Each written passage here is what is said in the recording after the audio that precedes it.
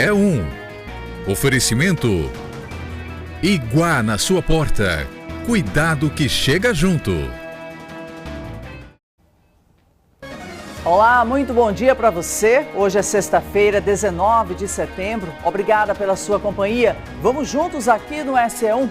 A gente destaca o terceiro e último dia da segunda audiência de instrução do caso do assassinato do advogado criminalista José Lael Rodrigues Júnior. A fase de depoimentos das testemunhas de acusação continua hoje. A expectativa também é pela oitiva da delegada Juliana Alcoforado sobre os argumentos apresentados durante a fase do inquérito. A repórter Ana Fontes está no Fórum Comercindo Bessa e tem as informações. Ana, bom dia. Bom dia, Suzane, bom dia a todos. Isso, há uma expectativa grande para o depoimento da doutora Juliana, ela que liderou aí o inquérito policial que investigou a morte do advogado José Lael. Então, com certeza, deve ser um depoimento, a expectativa é que dure aí entre 6 e 8 horas, mas ela não começou ainda a fazer esse depoimento porque a juíza achou por melhor ouvir outras testemunhas antes, que seriam mais rápidas, e depois, sim, a doutora Juliana Alcoforado. A gente continua por aqui acompanhando, daqui a pouco a gente traz mais detalhes sobre essa manhã, de trabalhos aqui no Fórum. Daqui a pouquinho. Suzane. Certo, Ana. A gente vai falar sobre a operação de combate ao tráfico de drogas nas cidades de Nossa Senhora da Glória e Feira Nova, no sertão do estado. Estão sendo cumpridos 16 mandados de busca e apreensão. Você vai ver que uma semana após o rompimento da adutora do São Francisco, muita gente continua reclamando da falta de água em diferentes bairros da capital. Uma reunião no Ministério Público Federal discute os impactos do crescimento imobiliário na macrodrenagem da zona de expansão de Aracaju. Os detalhes com o repórter Rafael Carvalho. Rafael, bom dia. Oi, Suzane, bom dia a todos. A obra de macrodrenagem na zona de expansão foi iniciada no ano passado e o Ministério Público Federal traz alguns questionamentos, algumas questões, entre elas a necessidade de ampliar o esgotamento sanitário na obra. Por isso está sendo realizada ainda aqui no Ministério Público Federal essa reunião que tem representantes de vários órgãos envolvidos no assunto. Em instantes a gente traz as informações. Certo, Rafael. E a Bienal do Livro de Sergipe reúne obras e escritores que movimentam o mercado literário aqui no estado. Os visitantes têm a oportunidade de conhecer os autores e ampliar o gosto pela leitura. É a partir de agora, no SE1.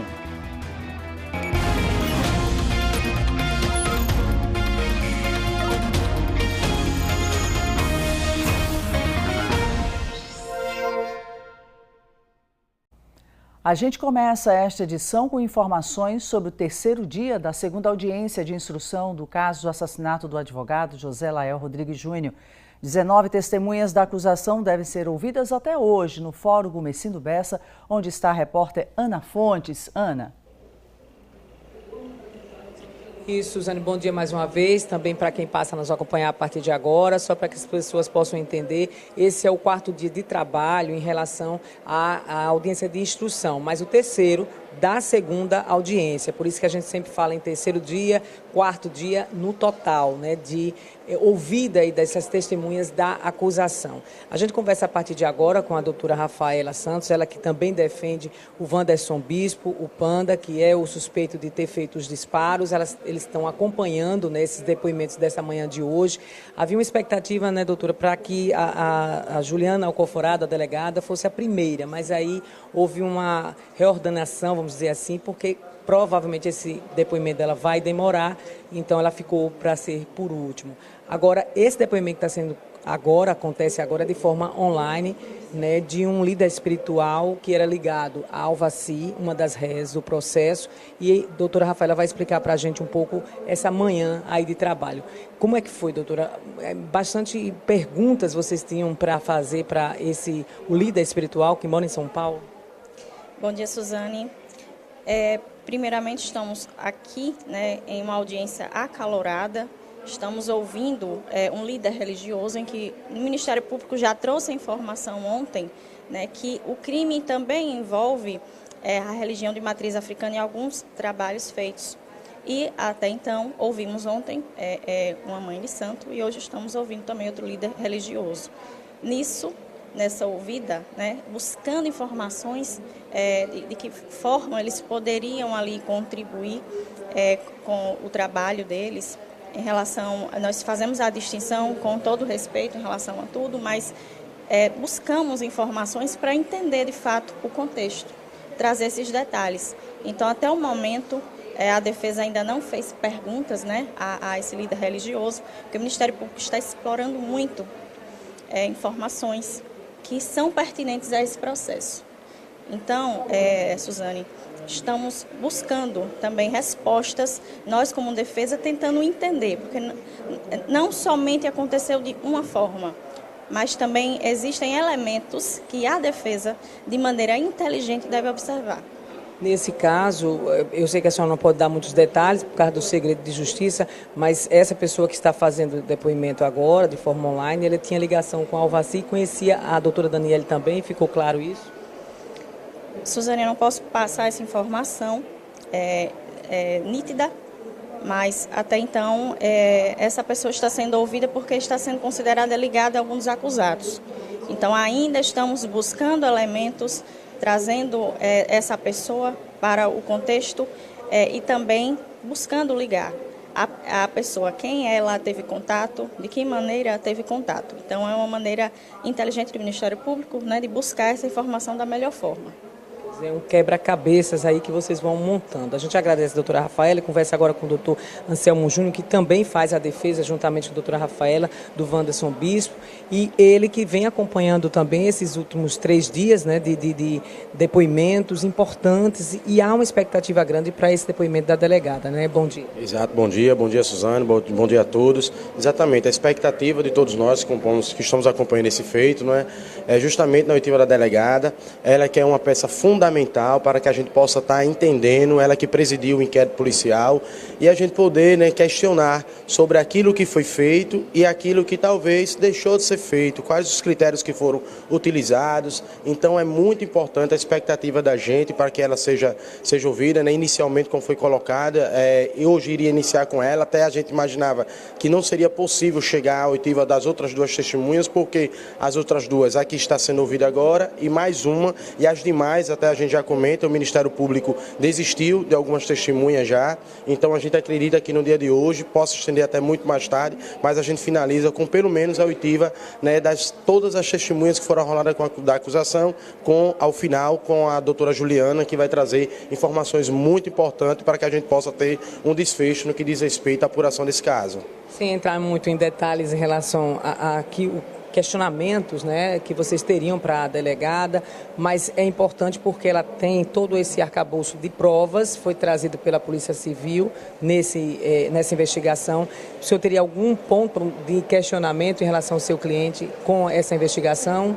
Olha, Suzana, é muito importante, né, trazer que assim, ela que foi quem presidiu, e ao final todas as evidências, né, ela fez a conclusão com um relatório final, e ela que fez o indiciamento, né, que houve justa causa, ou seja, materialidade e indícios de autoria. Então ela é sim a pessoa fundamental para que a gente possa fazer essas perguntas, e a defesa nesse instante, né, o que a gente vai mais buscar é mais provas, mais questionamentos de provas técnicas, do que foi produzido, até porque, como foi bem ventilado pela sociedade, a gente agora não adentra no mérito sobre quem fez ou quem não fez ou por que fez, né? Mas aquelas imagens que circularam do momento do ocorrido, onde tinha 2 pessoas numa moto, né, e praticaram, né, foram responsáveis por atirar. Então, a partir daquelas imagens, não se dá para identificar quem estava ali. Então, é isso que foi ventilado na sociedade. Então, como que se chegou e por que se chegou ao nosso constituinte? Então, vai ser ela que a gente vai estar buscando mais perguntas de cunho técnico. Vocês acreditam que ainda esse mês seja montado aí também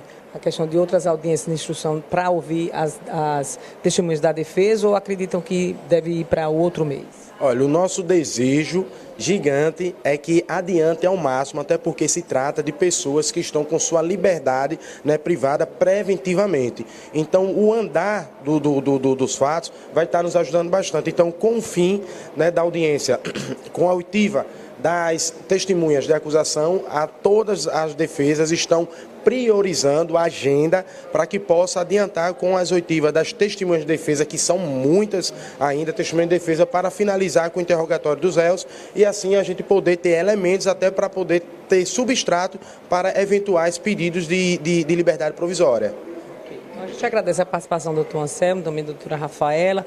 Suzane, hoje toda essa expectativa é em torno do depoimento da delegada Juliana Alcoforado, que está lá dentro. Ela preferiu continuar na audiência, né? A informação que a gente tem é que a juíza iria, né, liberá-la, mas ela preferiu ficar também na audiência, acredito, para se inteirar bastante do que está sendo discutido aqui, e ela deve ir para esse depoimento no período da tarde. Isso, se tiver o intervalo, vai ser a decisão da magistrada, que a gente aguarda aqui do lado de fora. Agora, por falar nessa investigação da Polícia Civil, a gente ouviu a promotoria ontem, né, doutor Rogério Ferreira, e ele elogiou bastante esse trabalho feito pela Polícia Civil nessa investigação. Disse que eram provas robustas e que foi feito um trabalho muito minucioso por parte da delegada, né, e de seus agentes que trabalharam nessa investigação. A gente vai resgatar um pouquinho essa entrevista de ontem com o doutor Rogério para que as pessoas entendam um pouco mais. Um excelente trabalho que foi realizado pela Polícia Civil, através do Departamento de Proteção à Pessoa, do DHPP, comandado pela doutora Juliana Alcoforado, e toda a equipe de delegados e agentes da segurança que trabalharam na elucidação desse fato. Seja pela celeridade com que o inquérito policial foi concluído e entregue à Justiça, seja pela qualidade e extensão das provas. A quantidade de provas nas quase 5.800 folhas que esse processo tem, só no processo principal e nas suas cautelares, são provas significativas, contundentes e que não poderão ser contestadas pela palavra da defesa, porque são provas técnicas e provas técnicas construídas que existiam antes da ocorrência do fato. Então é isso, né? A gente ouviu aí o promotor Rogério Ferreira, ele que trouxe essas informações ontem, importante. E a gente continua por aqui, Suzane. Daqui a pouco a gente vai tentar ouvir outros advogados que estão lá dentro, participando aí dessa ouvida da testemunha de hoje, né? Por enquanto, é a primeira que foi ouvida hoje, começou por volta das 9h30, quase 10 horas, e se estende, né? Uma testemunha que está sendo ouvida de forma online, não mora aqui em Aracaju, mora em São Paulo. Ele é um líder espiritual que tinha, né, ligação com a Alvaci, que era amiga da médica doutora Daniele Barreto, e que a informação que a gente teve é que ele também conhecia a Daniele Barreto. Então, a promotoria está destrinchando aí nesse depoimento justamente para ajudar melhor aí essa defesa dos réus, né, a construírem aí suas defesas em relação a esse processo. A gente fica por aqui, daqui a pouco a gente volta com mais informações, vamos tentar ouvir também outros advogados do caso. Suzane. É um processo bastante extenso, com muitas testemunhas arroladas nesse processo, por isso a gente vai continuar acompanhando. Ana, a qualquer momento você retorna aqui. Muito obrigada. Acontece no Ministério Público Federal em Sergipe uma reunião sobre a macrodrenagem da zona de expansão de Aracaju.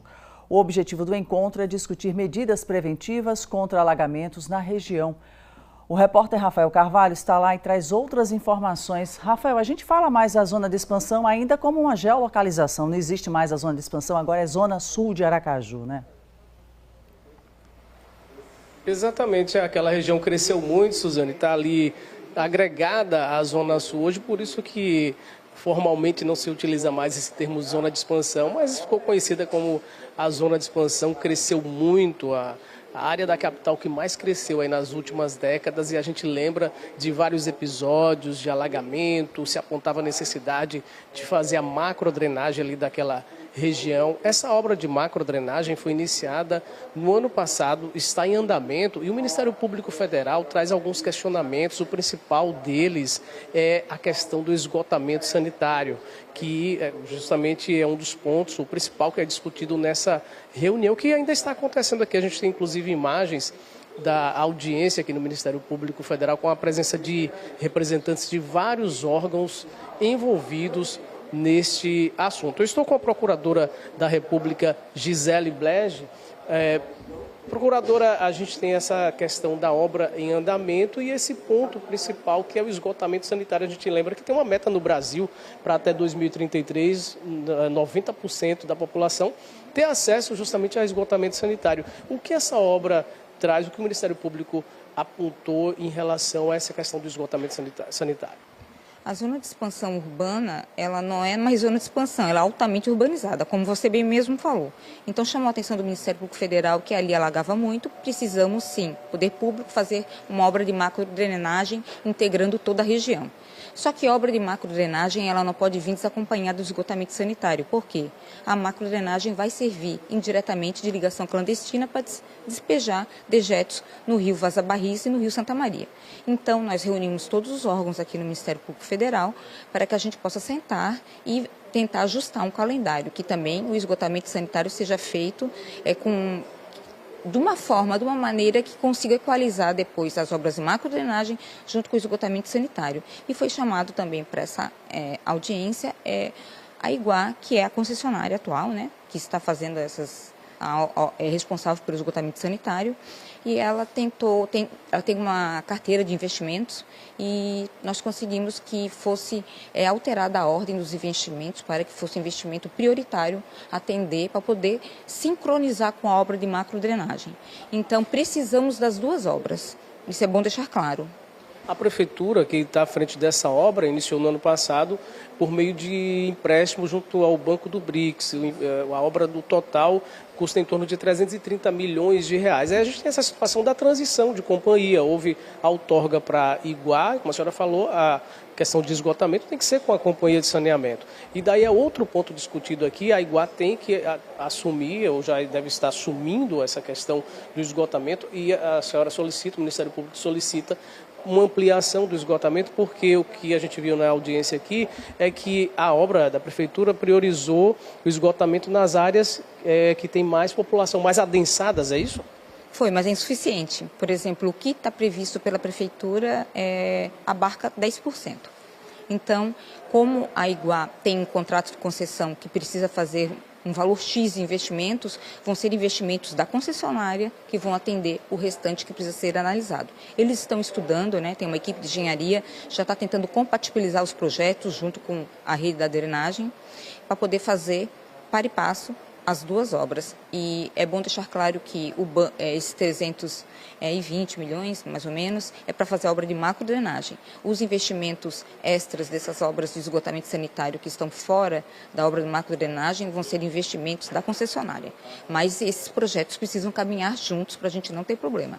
E também, a obra de macrodrenagem, ela foi iniciada de uma maneira que teve algumas irregularidades no processo de licenciamento ambiental.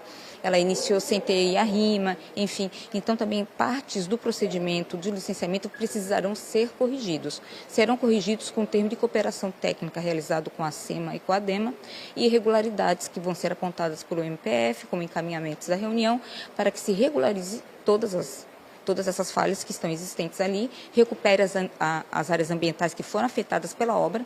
Tiveram áreas que eram áreas preservadas que foram afetadas só pela questão dos canteiros de obras, né? Enfim, que precisa a empresa para trabalhar com o canteiro de obras. Então, isso tudo a gente precisa ajustar e vai ser feito agora com licenciamento dos dois órgãos ambientais e com a análise e fiscalização dos dois órgãos ambientais. Então, essa audiência já vai terminar com esse termo de cooperação? O termo de cooperação eles fazem só entre eles, mas o encaminhamento vai ser a elaboração desse termo. Então é dessa forma que a audiência se conclui? Sim, vai se concluir com vários encaminhamentos. Depois eu posso até posso até publicizar, o Ministério Público, ele dá conhecimento ao público de tudo que ele faz de reunião. Então, um dos encaminhamentos vai ser essa fiscalização conjunta, esse termo de cooperação técnico-ambiental conjunto, e também essa questão do esgotamento sanitário, a gente quer deixar bem amarrado junto à empresa concessionária. Por enquanto, não há necessidade de uma ação na Justiça? Não, porque isso daí é um princípio do nosso órgão, né, um princípio da Procuradoria-Geral da República e do Ministério Público Federal, sempre exigir que a gente tente todas as vias extrajudiciais e consensuais e só não tendo sucesso que a gente procura a via judicial, porque a via judicial ela sempre demora mais. Então a gente sempre abre o diálogo, sempre abre a mesa para mediação, para a gente tentar resolver os conflitos da maneira mais célere possível. Muito obrigado, Procuradora da República Gisele Bled, que rapidamente saiu da audiência para nos atender, a audiência que já está na fase de conclusão. Nesse momento agradeço pela atenção. Suzane. Muito obrigada pelas informações, Rafael. Daqui a pouquinho você retorna com outros assuntos aqui para a gente. Vamos a outras notícias desta sexta-feira, agora com Leonardo Barreto. Léo, boa tarde. Boa tarde para você, Suzane. Boa tarde para você que nos acompanha. E a gente já começa falando a respeito de uma operação que foi deflagrada nas primeiras horas do dia de hoje no Alto Sertão do Estado. Foi uma operação de combate ao tráfico de drogas nas cidades de Nossa Senhora da Glória e Feira Nova. A operação, chamada de Neve no Sertão, teve o objetivo de cumprir 16 mandados de busca e apreensão, além de desarticular redes criminosas para evitar a circulação dos entorpecentes durante uma festa que acontece na cidade de Nossa Senhora da Glória, no dia de hoje, amanhã e também, exatamente, hoje e amanhã, sexta e sábado. Então, neste final de semana, o município de Nossa Senhora da Glória está muito movimentado por conta deste evento e, como a gente sabe, né, isso é muito comum, né, toda vez que a gente tem um grande evento acontecendo aqui no estado, a gente tem também criminosos na tentativa de atuar aí na distribuição de droga, de incentivar o tráfico de drogas, mas a polícia conseguiu interceptá-los. E o delegado Jorge Eduardo, que comandou a ação, falou sobre o assunto. Cerca de 80 policiais civis e militares deram cumprimento a 16 mandados de busca e apreensão nas cidades de Nossa Senhora da Glória e Feira Nova. Com isso, foi apreendido cerca de 1 quilo de maconha e 300 gramas de cocaína, avaliada entre 7 e 8 mil reais. Durante a ação policial, uma pessoa reagiu, foi alvejada, sendo socorrida ao hospital, mas faleceu após o atendimento médico. A Polícia Civil e a Polícia Militar reforçam o compromisso com a segurança e com a sociedade. E hoje, né, começa, né, a festa de fato, as polícias civil e militar também reforçam o policiamento lá na região, né, no município de Nossa Senhora da Glória e também no Alto Sertão para garantir a segurança da sociedade. Importante. Agora, Suzane, a gente fala de um problema que eu diria que é até recorrente, a gente vem trazendo aqui algumas informações ao longo dos dias a respeito de maus tratos contra animais. Um problema grave que infelizmente continua acontecendo. Uma denúncia anônima levou a polícia a identificar mais um caso de maus tratos a animais aqui em Sergipe. Desta vez foi no bairro Pratas, no município de Lagarto. A polícia recebeu uma denúncia anônima e, quando chegou ao local, encontrou um cavalo com as patas acorrentadas.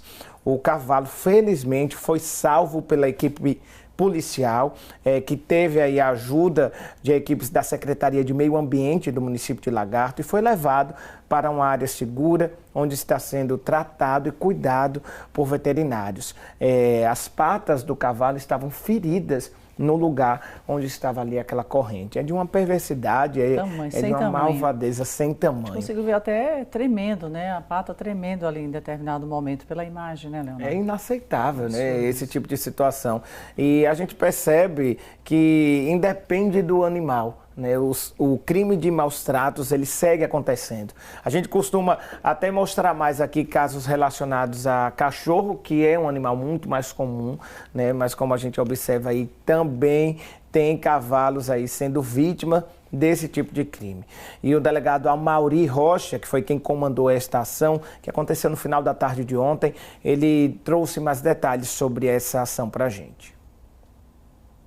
Após denúncia anônima, a delegacia de Lagarto, através da 1ª divisão, se dirigiu ao bairro Pratas, em Lagarto, e conseguiu constatar o fato que um cavalo estava sofrendo maus tratos, que as suas patas estavam amarradas com uma corrente, onde havia 2 cadeados, que de imediato a equipe entrou em contato com o secretário de Meio Ambiente, que deu total apoio, forneceu um caminhão para recolher o animal, o veterinário para cuidar dos ferimentos, e o proprietário não estava no local, onde as diligências continuaram, e hoje a gente conseguiu localizar e identificar o proprietário do cavalo, onde foi feito todos os procedimentos aqui na delegacia. É crime. Agora ele vai responder por esse crime. E ele agora vai responder por isso. Precisa, situações como essa precisam ser denunciadas para que a polícia siga aí fazendo esse trabalho. Não dá para olhar um cavalo com as patas acorrentadas e achar que isso é normal. A pessoa que fez essa ligação, que fez essa denúncia, ela cumpriu o seu papel enquanto cidadã. E você que está nos acompanhando agora deve fazer o mesmo. Se você tem conhecimento de algum caso de violência contra animal, de algum caso de maus tratos, ou você suspeita, ligue para a polícia, que a polícia vai até o local, vai avaliar se de fato existe ou não. Nesse caso, a denúncia chegou, a polícia foi lá, constatou e adotou as providências necessárias. Muito importante isso que você está falando, Leonardo, porque assim, a pessoa pode denunciar ao desconfiar que há algum tipo de maus tratos, mas quem vai investigar, obviamente, é a polícia, né? Porque nem sempre também as denúncias chegam, se comprovam. Né? Então, existe todo esse outro lado que a gente precisa pontuar, né? A pessoa faz a denúncia ao observar alguma situação estranha, esquisita, e a polícia, claro, vai investigar e tomar as medidas necessárias. É assim que tem que ocorrer. Agora a gente tem informações sobre a prisão de um homem foragido da Justiça de Alagoas há 13 anos. Ele foi preso ontem aqui em Sergipe, ele é acusado de homicídio. Foi uma ação das delegacias de Porto da Folha e Malhada dos Bois e ainda da Polícia Civil de Alagoas. O homem foi localizado no povoado Lagoa da Volta, em Porto da Folha, e ele foi encaminhado para o sistema prisional e deve ser encaminhado para Alagoas. Um outro fato muito recorrente que a gente observa, pessoas que estão foragidas há muito tempo em outros estados, chegam aqui em Sergipe e acabam sendo localizados. Isso é fruto de um trabalho intenso de integração entre as polícias, do setor de inteligência também, e é claro, tem uma relação direta com o tamanho do estado. O estado é pequeno, tem forças de segurança muito preparadas para esse trabalho e é basicamente isso que acontece, Foragidos da justiça tentam se esconder por aqui e logo são pegos. Não, porque aqui não fica. E olha, agora a gente tem informação sobre a violência no trânsito. Um adolescente de 12 anos foi atropelado por volta das 7 horas da manhã de hoje, na Avenida Euclides Figueiredo, no bairro Industrial. E mais uma vez, o atropelamento aconteceu na faixa de pedestre. A vítima foi socorrida pelo SAMU e, de acordo com agentes da SMTT, eles precisaram organizar o trânsito, que ficou lento ali no local. Isso aconteceu num horário de pico, um horário onde o movimento aí é muito grande. Nesse trecho da Avenida Euclides Figueiredo, passa milhares de pessoas que transitam, principalmente entre Nossa Senhora do Socorro e Aracaju. Esse trecho aí passa especificamente pelo bairro Industrial, mas a avenida segue aí também pelo bairro Coqueiral e Porto Dantas. O adolescente de apenas 12 anos estava na faixa de pedestre, assim como aquela senhora que nós mostramos aqui no mês passado. A senhora, infelizmente, com mais de 80 anos, ela foi atropelada por uma moto na faixa de pedestre e acabou morrendo. O motociclista que acabou atropelando esse adolescente, ele não foi encontrado no local do acidente quando os policiais chegaram. Nós recebemos agora informações sobre o estado de saúde do adolescente. Ele foi levado pelo SAMU para o Hospital de Urgências de Sergipe, continua internado. Ele passou por exames, fez tomografia, raio-x, passou pela neurocirurgia também e está agora sendo acompanhado por uma equipe multidisciplinar.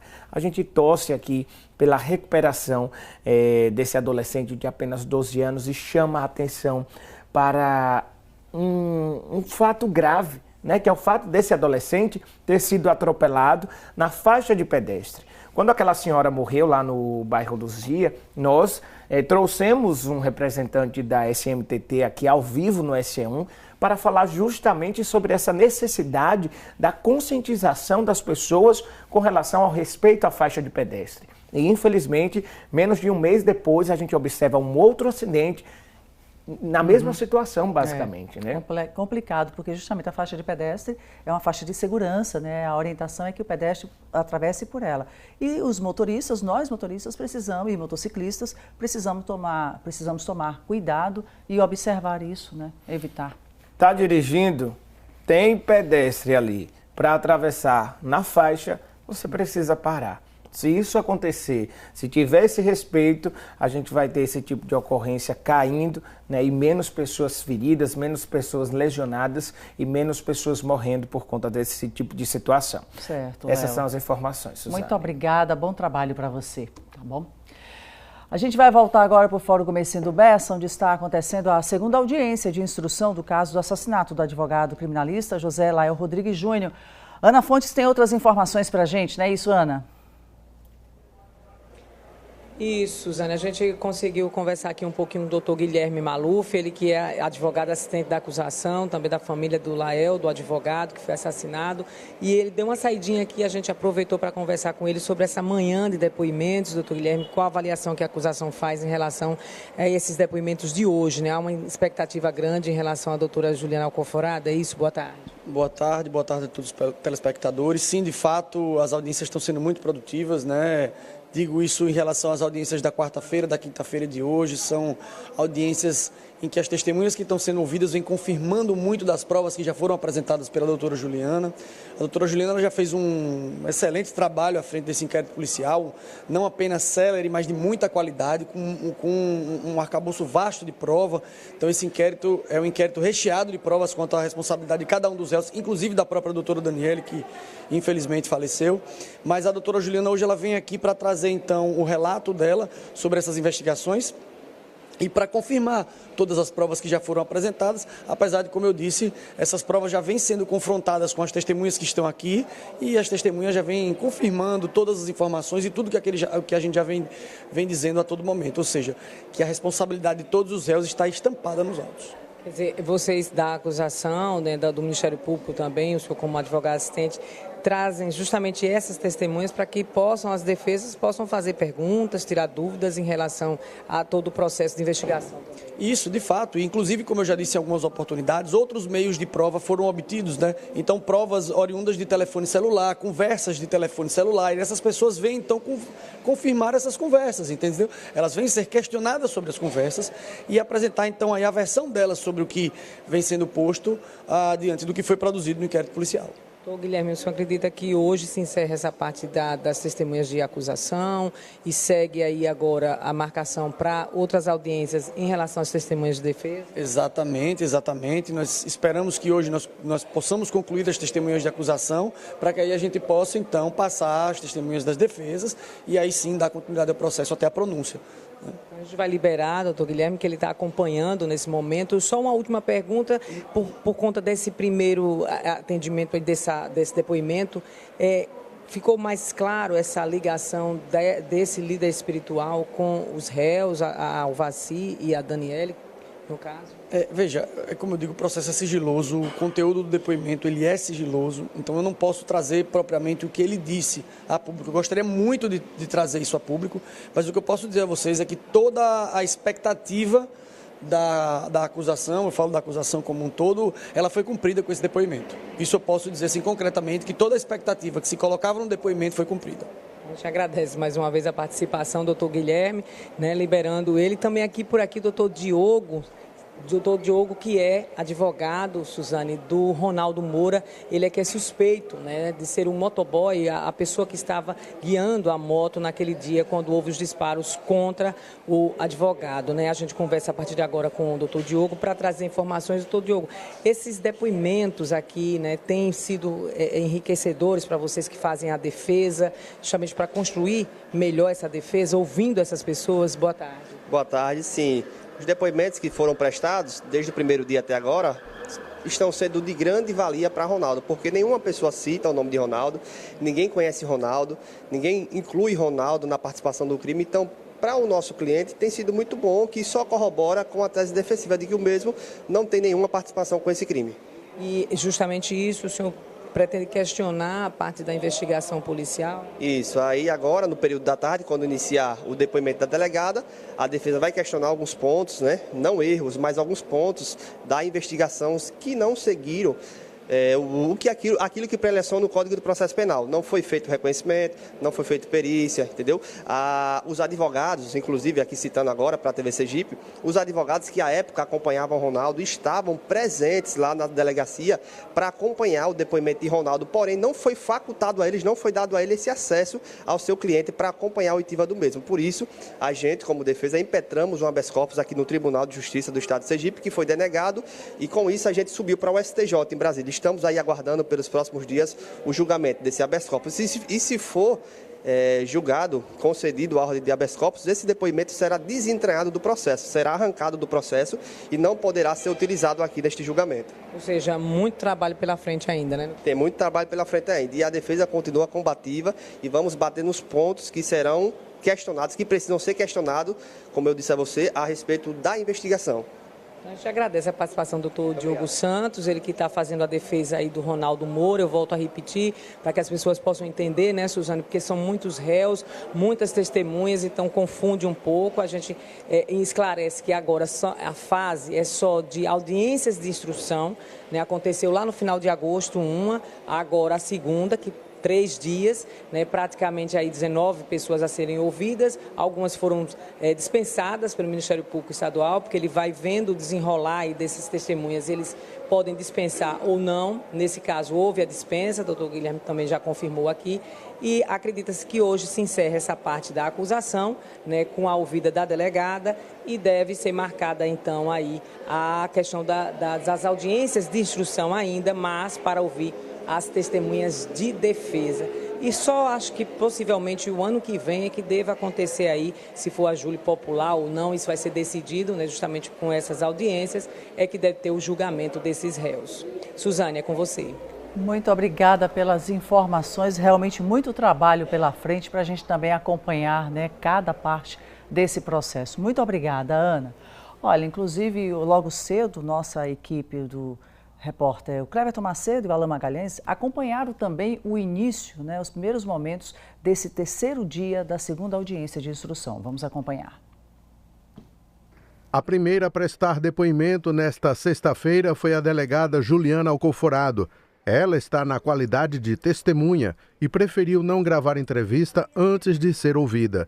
A delegada terá de 6 a 8 horas para responder as perguntas, tanto da acusação quanto dos advogados dos réus. A doutora Juliana e toda a equipe do DHPP, eles assim, produziram um inquérito assim, que a gente aplaude, porque ela foi cautelosa e rápida. Isso é que é importante numa investigação, é você ser célere e eficaz. Então a doutora Juliana conseguiu colher uma série de provas, que essas provas elas deram base à denúncia hoje e a esse processo que nós estamos enfrentando aqui nesse Tribunal do Júri. Além do depoimento da delegada Juliana Alcoforado, que presidiu o inquérito na investigação da morte do advogado José Lael, poderão ser ouvidas mais 2 pessoas, um homem e uma mulher, que são líderes religiosos que conheciam o casal. A médica Daniele Barreto, falecida no presídio, e também o advogado assassinado. Ontem foram ouvidas testemunhas arroladas pela acusação.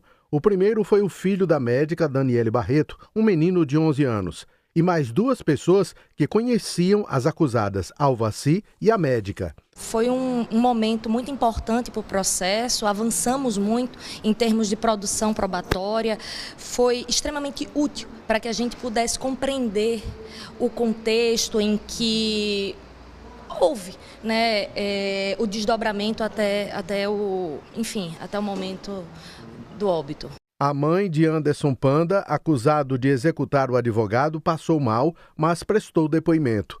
A advogada de Panda avaliou como positivos os depoimentos desta semana e poderão ajudar na construção da defesa do seu cliente. Nós pudemos, nesse momento de produção de provas novas, né, comparar o depoimento do que foi trazido no inquérito policial e ela pôde trazer detalhes, informar questões que podem sim ajudar, né, meu cliente futuramente, mas ainda com cautela, A defesa trabalha ainda comparando o que foi produzido no inquérito em relação a todos e o que foi produzido aqui em audiência, para que a gente possa fazer uma comparação e nessa comparação, aí sim, trabalhar em uma estratégia de defesa. Até o fim dessa fase de instrução, para cumprir a agenda de todos os advogados de defesa, serão ouvidas mais 30 pessoas até o fim deste ano. Por isso, o Tribunal do Júri, com o julgamento dos 6 réus acusados da morte do advogado José Lael, só deve acontecer no ano que vem. Ainda vai ser designada uma outra audiência pela magistrada, ela vai determinar uma data para que a gente possa ouvir as testemunhas de defesa. Claro, se for possível, concluir essa instrução no dia de hoje, ou seja, se nós terminarmos de ouvir as testemunhas de acusação. Veja a seguir, a reclamação da falta de água continua. Em muitos bairros de Aracaju, o fornecimento ainda não foi completamente regularizado. Você vai ver também as demandas das comunidades no quadro Chama o SE1 que Resolve. Agora 12 horas e 28 minutos, o SE1 volta já.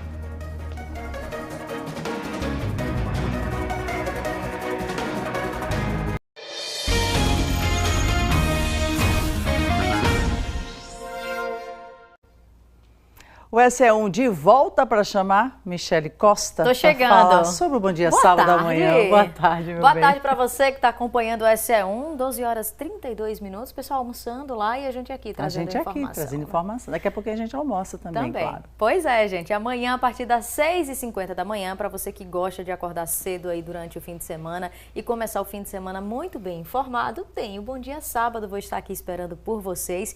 E o destaque de amanhã é o grafite, gente, que é uma forma de expressão cultural e social, um tipo de arte urbana que espalha cores, né, pelas ruas. Muito bonito mesmo. Né? A gente tem muitos artistas famosos aqui no estado, viu? A gente vai ver algumas imagens feitas com grafite que estão espalhadas pelos muros da cidade.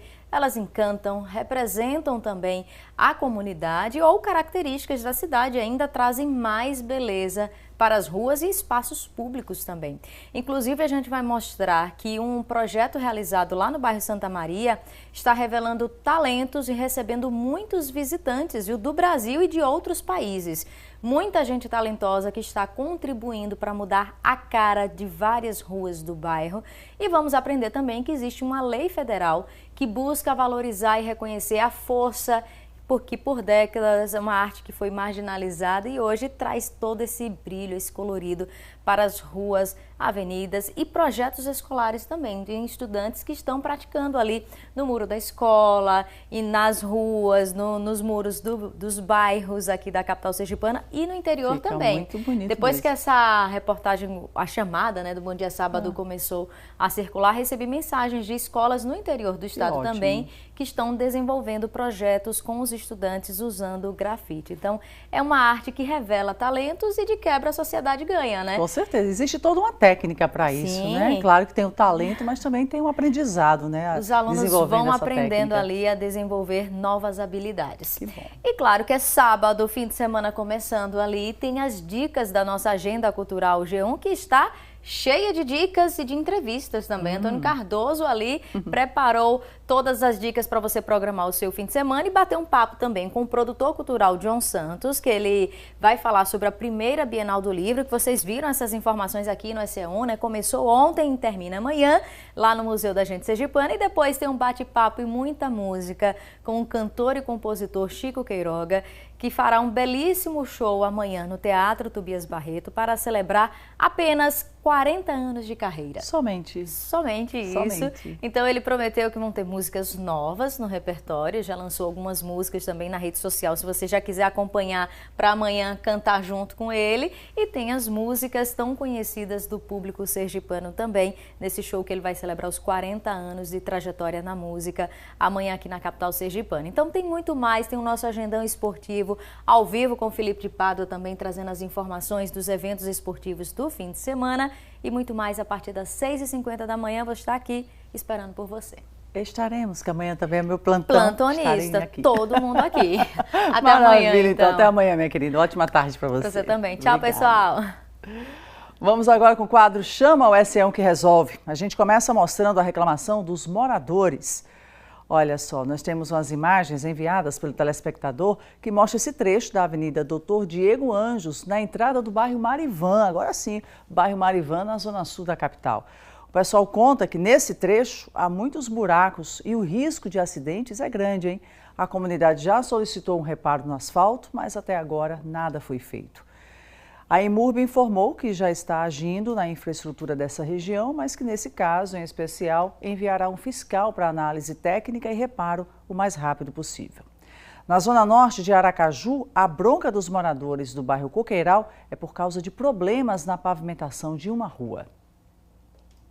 Aqui na rua Nossa Senhora Menina, bairro Coqueiral, tá vendo aí? O guri quase cai aqui e suja tudo aqui.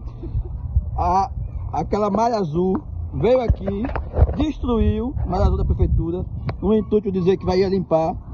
Não juntou as placas, aqui é uma canal, não juntou as placas. Veio a outra empresa, não sei se é Imurb, veio aqui, tapou, não juntou as placas, fez um serviço de péssima qualidade e tá aqui desse jeito aí. Arriscado a criança cair aqui, certo? E tem que vir resolver. Um perigo mesmo, hein? Nós entramos em contato com a Emurb, que informou que uma equipe irá ao local para verificar a situação aí do Coqueiral e programar o serviço necessário. No bairro Eduardo Gomes, em São Cristóvão, os moradores denunciam o desmatamento da vegetação nativa para a realização de uma obra. Do Eduardo Gomes, loteamento Poxim. A justificativa do desmatamento é que é esse projeto aqui. A única área verde que temos aqui na região está sendo totalmente destruída. E os trabalhos já começaram. Eles tapam aqui, ó, tá vendo? Para que ninguém veja o que está acontecendo lá para dentro. A Prefeitura de São Cristóvão esclarece que a obra do conjunto habitacional Lourdes Azevedo, em andamento no bairro Eduardo Gomes, está sendo realizada dentro da legalidade e com toda a responsabilidade ambiental. No momento, ocorre a supressão da vegetação da área, que foi autorizada pelos órgãos competentes em nível estadual e federal. O projeto de construção do conjunto habitacional Lourdes Azevedo é destinado ao reassentamento de 80 famílias da comunidade Maria do Carmo que vivem em situação de risco e irregularidade. Quando se diz que um serviço é considerado essencial, normalmente a gente entende que é algo do qual não se dá para ficar sem ele. E o fornecimento de água tratada é um deles, hein?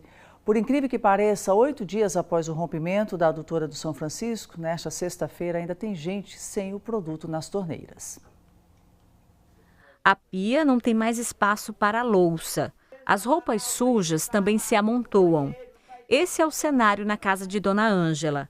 Cadeirante e deficiente visual, ela está em desespero com a falta de água. Nós não temos água, estamos aqui sofrendo. Nem um carro-pipa chega aqui na porta. Pelo amor de Deus, tenha pena da gente. Muito difícil, o sanitário tá cheio, que a gente não pode nem entrar. Dona Ângela e a filha moram no bairro Cirurgia.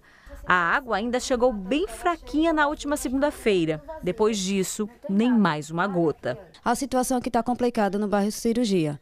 Desde sexta-feira rompeu a adutora, aí chegou na segunda, encheu o reservatório, não tem mais água para tomar banho, para lavar meus pratos, para lavar minhas roupas. Minha mãe deficiente visual, cadeirante, eu precisando. Os vizinhos de Dona Ângela e Nathalie estão na mesma situação. Na rua Riachão, ninguém tem água em casa. Todas as casas, até aquele trecho ali da Rua de Maruim, a água não chegou, Rua dos Estudantes também nada, né?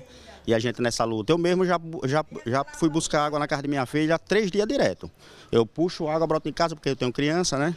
E tem a necessidade, né? Necessidade que a gente tem que não pode ficar sem água, roupa não está lavando.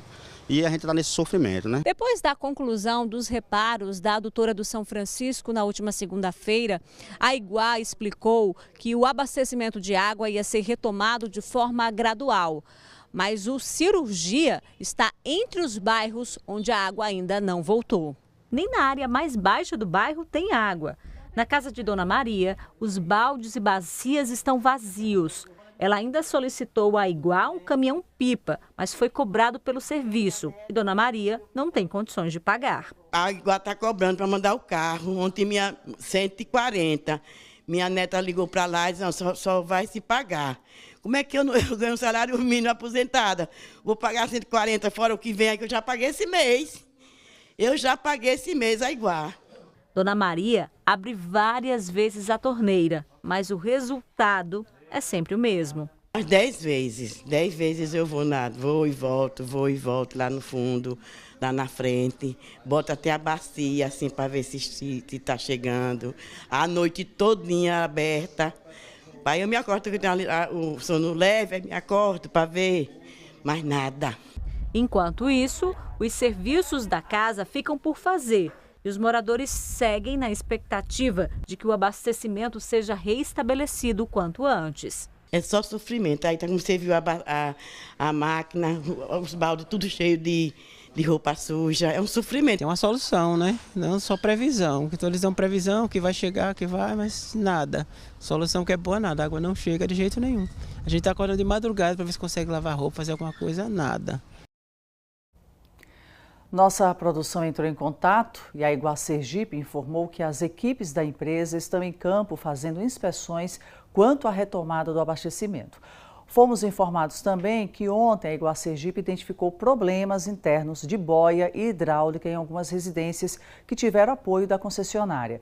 Já em localidades como o bairro São Conrado, o conjunto Orlando Dantas e o bairro Farolândia, foi observado um aumento considerável de pressão e no período da noite as equipes identificaram o retorno do abastecimento nas casas.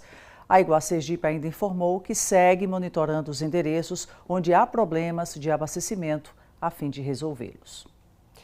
Tem mais uma pausa para o intervalo. Na volta você vai ver que no primeiro dia da Bienal do Livro, dezenas de pessoas foram ver de perto os escritores que abastecem o mercado literário.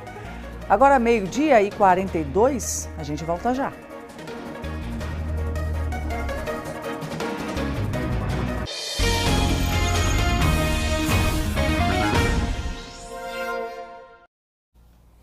Já estamos de volta para saber os destaques do Globo Esporte com Gustavo Rodrigues, né, Gustavo? Boa tarde para você. Oi, Suzane, muito boa tarde para você, muito boa tarde para todo mundo que está acompanhando o S1 dessa sexta-feira. A gente chega aqui com os destaques do Globo Esporte, daqui a pouquinho o nosso sextou recheado de atrações, tá? Vamos falar de Libertadores, da noite dos clubes brasileiros, né? Teve a derrota do São Paulo lá em Quito para a LDU, a vitória do Flamengo com polêmica de arbitragem no Maracanã. Além disso, claro, muitos jogos escolares da TV Sergipe. O módulo 1 acaba amanhã, mas a gente tem algumas modalidades que ainda ocorreram ontem, vão rolar hoje e amanhã também. A gente vai falar muito sobre isso também. Além disso, tem eleições no Confiança, tá? Já foi registrada a candidatura aí do Petrúcio com o Vinícius Porto. Agora pela manhã a gente vai debater um pouquinho sobre isso também. E além disso, claro, muito sobre o mundo esportivo. Tem muita coisa legal, a gente vai falar sobre isso e muito mais daqui a pouquinho, logo depois do SE1. Eu espero você que está acompanhando aqui o Jornal com Suzane Vidal, para convidar você para a gente ficar pro Globo Esporte, tá certo, Suzane? A gente espera, com certeza. Muito obrigada, querido. Ótima tarde para você. Começou em Aracaju a Bienal do Livro de Sergipe. E no primeiro dia de evento, dezenas de pessoas foram ver de perto os escritores que abastecem o mercado literário. Para quem gosta de leitura, uma oportunidade única. Para os autores da obra, a satisfação de conhecer de perto o público, que para eles construam sonhos por meio das letras. A alegria de ter esse espaço fez muita gente divulgar a informação o mais rápido possível. Como eu sigo muito perfil de leitura, sou uma ávida leitora, então acabo recebendo de primeira mão essas novidades também. Comecei a divulgar, com certeza. Para os meus pacientes, é uma programação cultural que eu divulgo bastante. O primeiro dia da Bienal do Livro de Sergipe trouxe uma gente apaixonada. Desde quando eu nasci, eu era apaixonada por leitura, que mamãe sempre contava quando eu estava na barriga. 350 escritores vão circular por aqui até sábado. Ter esse contato olho a olho é tão empolgante. A dedicatória sai com mais capricho. O momento com o leitor é o momento que o escritor se realiza, né? E como eu tenho essa parte também da ilustração, e a criança é muito encantada pelos traços, pelos desenhos, pelos personagens, que eu gosto de criar com muito carisma, né? Então, se eu não autografar e desenhar, eu não me sinto satisfeito, nem a criança. As feiras, elas nos deixam sempre um saldo bom, não de dinheiro, mas da convivência com outras pessoas, né? E a feira da Bienal do Livro de Sergipe, eu estou muito feliz, muito honrada, porque já encontrei gente do Sergipe inteiro aqui, né? Luiz Carlos trouxe quem podia. Afinal, compartilhar o conhecimento faz bem. Trouxe meu filho Luca, com 7 anos, e os avós, para ver um pouquinho aí de cultura, de livros, começar a pegar esse gosto pela leitura. Em cada canto é uma oportunidade para a leitura e para o conhecimento. Nesse aqui acontece a doação de livros. O público pode pegar emprestado ou deixar aqui aquele livro que já leu e quer compartilhar com alguém. Eu estou levando esse livro aqui, Amigos, que é um livro infantil, e eu achei muito interessante, porque eu penso na futura geração. E aí eu estou levando para minha irmã, que ela é uma criança, e aí como ela está sendo introduzida nesse universo que eu já sou apaixonado, aí eu pensei nela. Maria Cristina ficou surpresa com a quantidade de livros doados somente no primeiro dia. Hoje chegaram de doações para mim mais de 100 livros, mas eu trouxe para doar aqui na Bienal aproximadamente 600 livros. Em todas as categorias, infantis, religiosos, para estudo, todos. Em meio a tantos expositores, a turma jovem viu a força que tem as palavras. Eu acho muito legal como tem esse tipo de evento aqui na nossa cidade.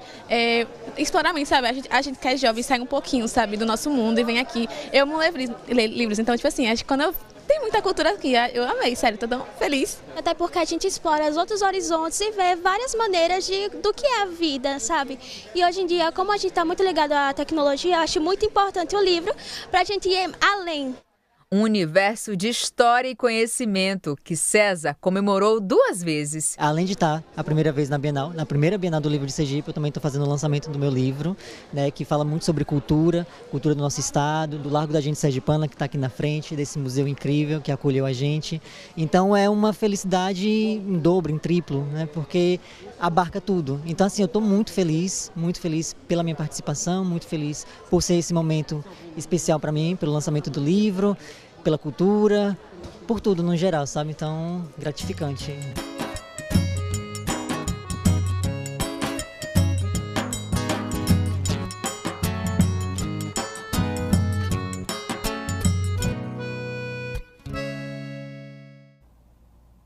Um mundo de descobertas mesmo, hein?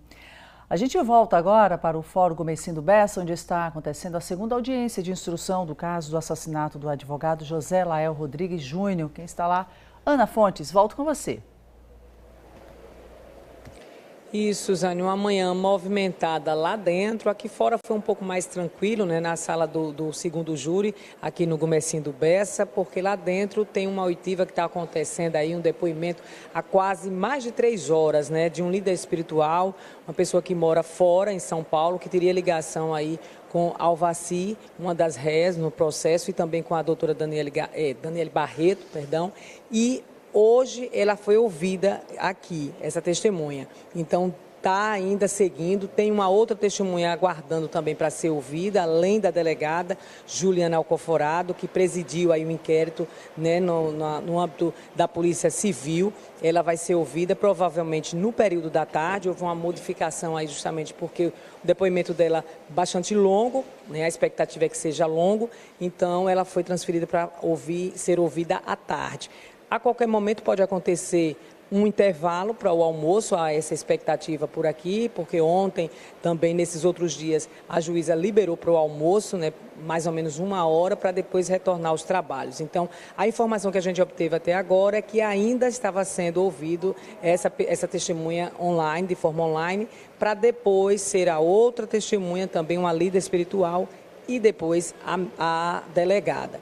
A gente segue, Suzane, aqui acompanhando ainda esses últimos detalhes, porque provavelmente, se tudo correr dentro do que foi programado pela acusação, esses depoimentos acontecem hoje, encerrando aí essa primeira fase, né, da segunda audiência de instrução, para depois começar a ouvir as testemunhas de defesa. Então, provavelmente ainda vai ser marcada essa data, há uma expectativa que ainda hoje possa sair essa data ou não.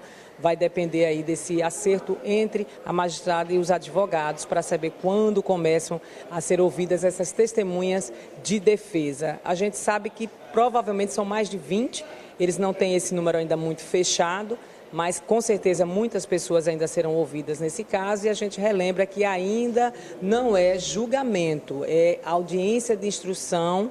Essa foi a segunda, né? Provavelmente teremos outras com as testemunhas de defesa para depois, provavelmente o ano que vem, ter o julgamento aí desses réus que estão sendo acusados por esse crime. Então, a gente traz logo mais à noite uma matéria completa sobre essa manhã e esse trabalho que foi feito aqui nesse terceiro dia de depoimentos dentro dessa segunda audiência de instrução.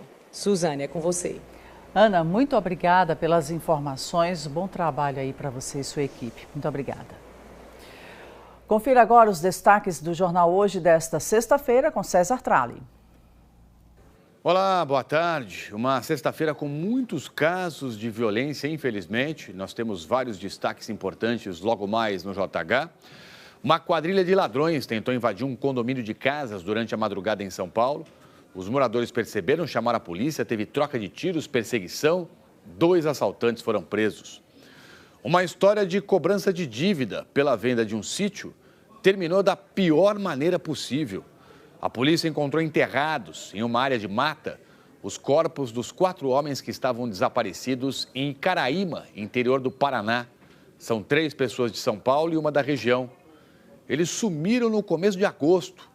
E os principais suspeitos do crime são pai e filho, os devedores. Os 2 estão foragidos. Vamos falar também de um caso comovente de uma jovem que, depois de muitos e muitos anos, conseguiu escapar de um monstro. É uma moça, hoje com 29 anos, que foi até uma delegacia de polícia perto de Curitiba denunciar o padrasto. Ela contou que tinha 7 anos de idade quando começou a ser abusada e agredida. Teve 3 filhos com ele e disse que passou esse tempo todo, 22 anos, em cárcere privado. O padrasto está preso. E tem uma feira no Rio, reunindo franquias para quem quer abrir um negócio. É um setor que já faturou 135 bilhões de reais este ano e tem para todos os gostos e bolsos. Vou trazer os destaques e as novidades dessa feira de franquia. Jornal Hoje daqui a pouco, então. Muito obrigado, um abraço e até já. Sextou e é hora de ajudar aos tutores que estão desesperados em busca dos amigos pet desaparecidos. Pessoal, esse gatinho aí de nome Bagi sumiu na região do bairro Atalaia, aqui na zona sul da capital. De acordo com o tutor, ele se perdeu durante o trajeto até uma clínica veterinária que fica no bairro Jardins. O telefone para contato é o 996586312. No bairro Porto Dantas, o pet que sumiu foi o Theo, esse cachorrinho aí tranquilo que você está vendo. Quem encontrar esse lindo pode entrar em contato pelo 988319763. Uma telespectadora nos contou que o filho dela está muito triste após essa ave aí, que é um ringneck, sair de casa e não ter voltado até agora. O ringneck está perdido na região do Marcos Freire 1, em Nossa Senhora do Socorro. O nome dele é Joia. E se você o viu por aí, então ajude o filho dessa moça a rever o amigo dele. Ligue para 998107270. Gente, há pouco mais de uma semana, Kira, que é esse gatinho belíssimo, desapareceu no bairro Santos Dumont, na zona norte de Aracaju. A tutora ainda não teve nenhuma pista de onde ele está, minha gente. E se você ouviu, então ligue para 991026518. Essa cachorrinha aí foi encontrada no conjunto Albano Franco, em Nossa Senhora do Socorro. O telespectador disse que ela está na rua 145. Se você é o tutor dela ou tem informações sobre ele, ligue para 988741673. Gente, esse gatinho aí desapareceu no bairro Atalaia, na zona sul da capital sergipana. Você viu essa lindeza por aí? Então ligue para 11 98580 9391 e avise a família tutora onde ele está. O SE1 fica por aqui. Na sequência tem o Globo Esporte com o Gustavo Rodrigues. Outras notícias do G1 Sergipe e também à noite no SE2 com o Lidervan Santos. Obrigada pela sua companhia e uma excelente tarde para você.